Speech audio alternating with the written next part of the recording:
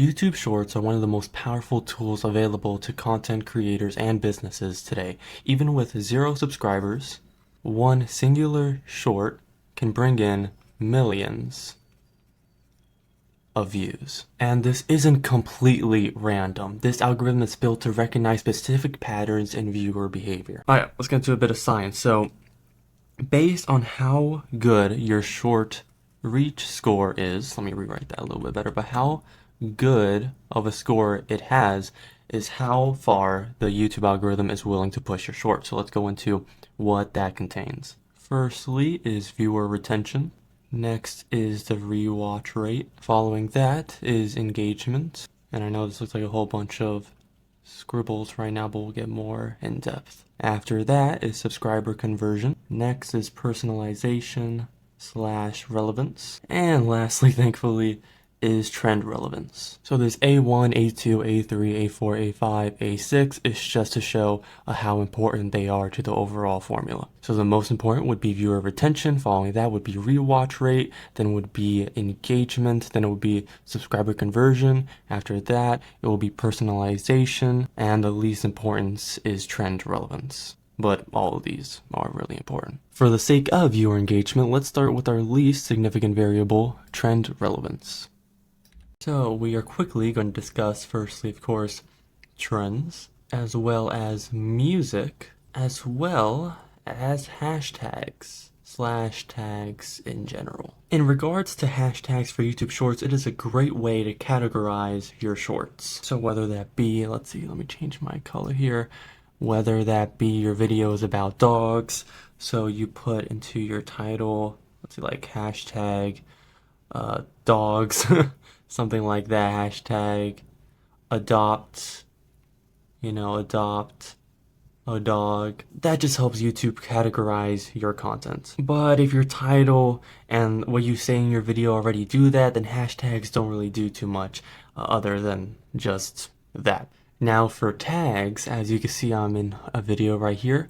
It reads, tags can be useful if content in your video is commonly misspelled. Otherwise, tags play a minimal role in helping viewers find your video. And feel free to click learn more. You could just find this on any video that you post in the tag section there. So yeah, hashtags and tags, they are majorly overhyped in terms of what they do for your content. In terms of music, music is of course great. Especially if the music you have in the background is trending, it will definitely help boost your content. Now, of course, it's not clearly emphasized on YouTube as it is on TikTok. Just make sure, as with anything, that it is niche specific, right? You can't post if you're creating content for the elderly specific. If you're posting content for the elderly, you don't want to put on, Future, Drake, or anything like that, more than likely. So make sure it fits your specific niche. Now for trends, pretty much the same thing. For example, let's say Squid Game. This was a while back, but make sure that it is also niche specific. So let's say if you have a cooking channel and about Squid Game, then it wouldn't make sense for you to make a Mr. Beast kind of video, a game show type of thing. It would make sense for you to cook, let's say, cookies with Squid Game characters. I don't know much about Squid Game, to be completely honest, and can adapt that sort of content in there according to, again, your niche. Let's move on to personalization and user history. So it's pretty much in the name, right? If a user consistently watches a certain type of short time after time, the algorithm will show them more of that video. However, it's key to avoid repetition. YouTube avoids showing too many shorts from the same creator in a row to a user. So this means, let's say you upload 5 shorts per day. A single viewer may likely not see all of them. Over time, if your channel has a theme, like tech tips or cooking, let's say, for example, the system might more reliably serve your new short to users who enjoyed similar ones from you or others, building an audience pattern. I guess the best way to summarize this is to make sure you're making content for the right people by making titles, making ideas that are relevant to that kind of audience, and prioritizing quality over quantity. You've heard that already. If you do that, YouTube will love you more because you built an audience pattern. For this portion, I'm going to combine both engagement and sub-conversion, just because I think that will make the most sense. So while viewers don't choose shorts via thumbnails or search, they can still like, comment, share, and subscribe from a short. The algorithm looks at these signals after retention. Firstly, are likes. Likes are a strong indicator to the algorithm that the viewer actually enjoys that content. After likes are comments. And this one's a bit different compared to likes because if someone comments, they actually put the time and the effort to type something that makes sense rather than clicking on a button. So if people are commenting on a short, it signals they were engaged or move enough to respond to it. Next are shares. Not much different than likes and comments, it's just a pretty good indicator. And lastly are subscribers. People who subscribed after watching your content. Now again, all 4 of these are what we call indicators, right? What's different between the 4 of them is how much weight each indicator has. Weight as in how much of an effect it has on the YouTube algorithm. And this one right here has by far the biggest. Because even if you just think about it for a moment, right? YouTube wants you to spend as much time as possible on their platform. If you subscribe to somebody, that means firstly that the viewer is staying active and that they're still spending time on the platform. And now that they subscribe to somebody new, it tells the algorithm that they will continue to spend time on YouTube, which, as I said, YouTube loves. That was a pretty bad heart. So if you want the algorithm to like your short must convert viewers to subscribers. Okay, we're almost there to the most valuable part of creating YouTube Shorts in terms of getting it seen to the most people. But for now, we're at the second most valuable, being rewatch rates. But what do I mean by rewatch rate, and what happens when someone rewatches it? Well, you know that if someone watches a full video, you know that that is simply 100% of the video, right? That is all the video has to offer. With YouTube Shorts, however, if you continue watching the video past the first time, you can get 100+%. For example, this is not my best performing short, but here we have it, 124% watch rate. And trust me, you can get a lot higher.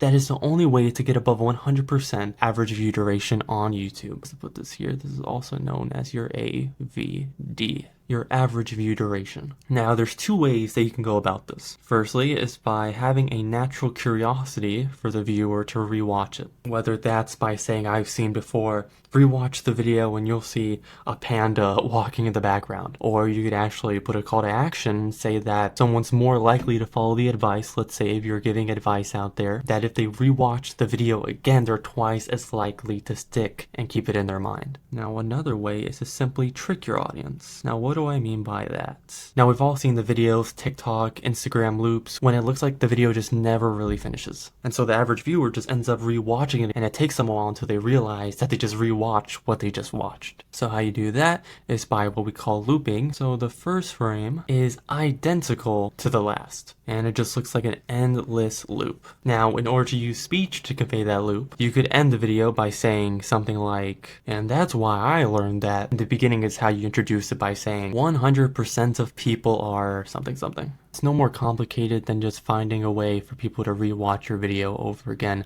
even if that's just 1/4 of the video without them noticing. But we talked about how to surpass that 100% AVD mark. Now, you were probably saying to yourself, before we get to how do we surpass that 100% AVD mark, how about we talk about how to get to 80 first, how we get to 50% before we talk about that. And that's exactly what this part of this video is about, your audience retention. And I know this may seem a bit anticlimactic, but just make good content. Now, before we get into what makes good content, let's talk about what is a good percentage in terms of your view duration. Now, let's do a test. Which would you say is the better video? A YouTube short that is 60 seconds long, but only got 50% watch time? Or option B, which is a 30-second long video, but got 85% AVD? Which do you think between these is the better video? Option A is twice as long as option B, however, it's only 50% AVD compared to option B's 85% AVD. Well, the answer is option B. Remember, the goal is to get as close to 100% as humanly possible, no matter how long the video is, meaning most people watch the entirety of that video. As a bonus, let's talk a bit about what makes a good video. So first things first. The very first thing that makes a video good is its idea. Without a good idea, the video is practically dead in the water. Second would be your title. A good title conveys the idea to potential viewers. Third is a thumbnail. Without a good thumbnail, people would never even look at the title. After that is the hook, the first 3 to 5 seconds of a YouTube short. After that is providing some sort of value, whether that be entertainment or education. And lastly, to close things off, it would be a CTA, telling people to either subscribe or buy your product. If you do all of these things correctly, more than likely you have a good video. It's simple, but not easy. So let's go over briefly what we just discussed. At the very bottom was trend relevance. Hashtags that do little to nothing, music that does affect your YouTube short in a very small way, I might add, and trends adapting it to your niche. Next up was personalization / history to avoid repetition and create an audience pattern. After that was sub conversion and engagements, likes, comments, shares, converting viewers to subscribers, more importantly, creating for ourselves a high rewatch rate using loops, and the most valuable and crucial of them all, retaining a viewer's attention. Simply but not easily creating the best content you can make, focusing on getting 100% AVD as humanly possible, perhaps with a high rewatch rate getting even higher than that. Thank you so much for watching this course. Let me know if there's anything else that I might have missed that you feel like I should have added, and I hope this helps, because remember, you're just one short away.